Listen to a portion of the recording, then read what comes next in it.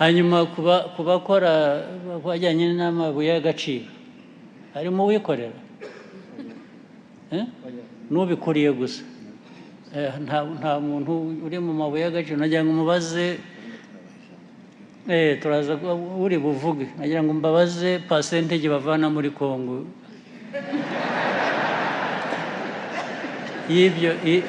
y'ibyo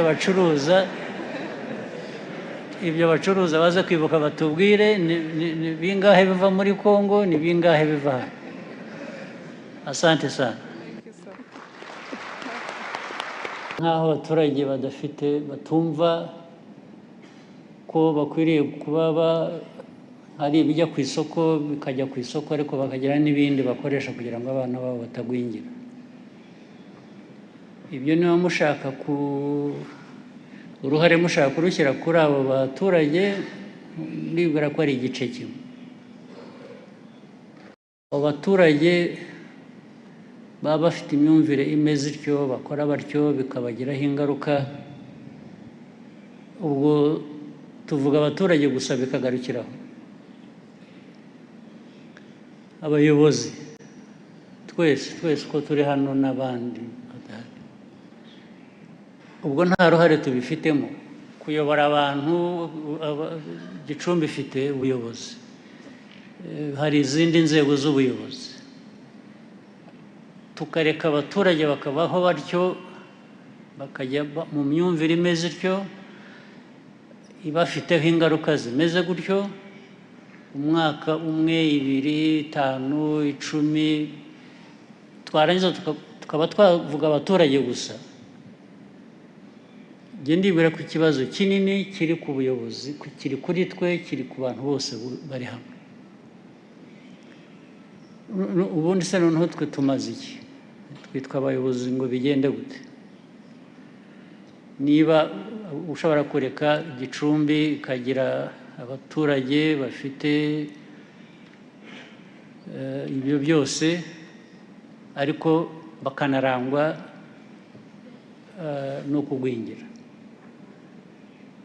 ibyo njye ntabwo numva bikiri iby'abaturage ubwabo, biri kuri twe. Icyo kibazo tuzagikemura ryari? Twagikemura dute? Naho turaza kubiganira gusa bihite tugenda.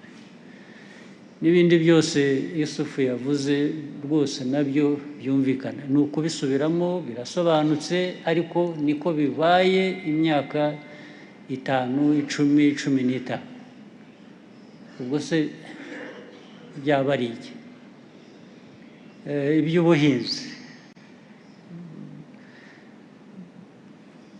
productivity iri hasi cyane. Ibyo nabyo bimaze imyaka ingahe tubivuga. Ntabwo hakiri amikoro gusa ngo yarabuze, niyo yaba ari make. Icyabuze ni imyumvire n'imikorere bigomba kujyana hamwe. Ibyo nanone biragaruka ku bayobozi twebwe. Twaba muri ibyo gusa tugaherekeza bigakomeza gutyo kugeza ryari? Ngira ngo rero ikindi kidushuka, hari ibyo Minisitiri w'Intebe yatugejejeho byerekanye, ndetse ubwo ngira ngo na Minisitiri wa Finance yabivuze, byerekana ubukungu ukuntu bugenda bukura, bugenda butera imbere. Wabonye 8.9% uyu mwaka, ejo ni 8.7%.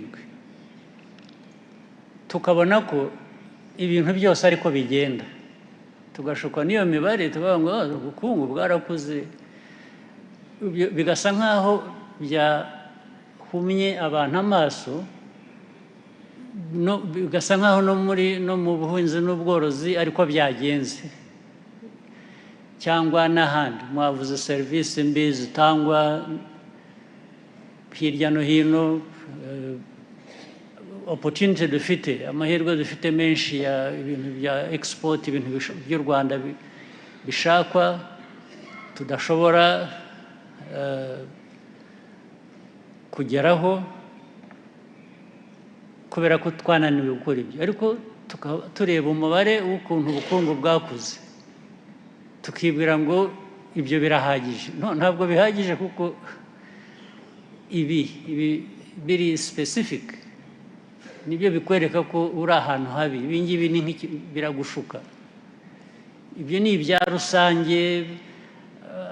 Aho ibintu bigenda neza nta compensation ihari aho bitagenda neza. Aho bitagenda neza ntibigenda neza, ingaruka zabyo zirahari. Kubera ko hari ahandi hagenda neza ntibihagije, hakwiriye kuba hagenda neza n'ahandi hagenda neza. Ibyo rero ikinyuranyo hagati aho ngaho ni ubuyobozi bugomba gukurikirana, bugomba gukora ibyo bikwiye kuba bikora.